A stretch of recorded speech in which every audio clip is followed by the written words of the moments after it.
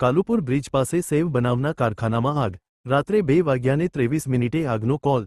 શહેર Kotda police station સામે ઘટના. કાલુપુર બ્રિજ છેડે સેવ બનાવના કારખાનામાં આગ.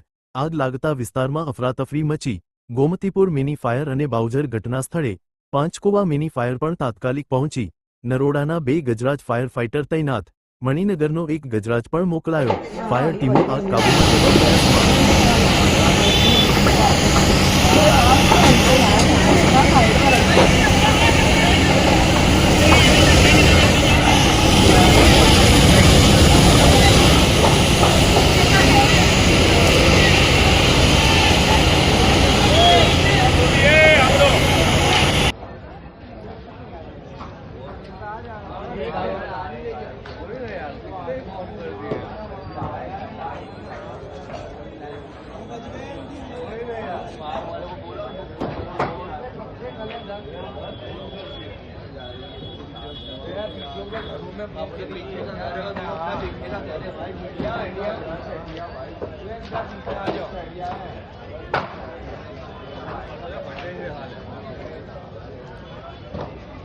पीछे आ रही है भाई, आग पीछे भी आ रही है।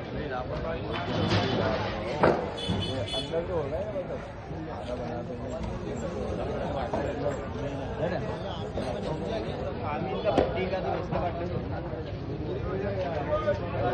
हैं।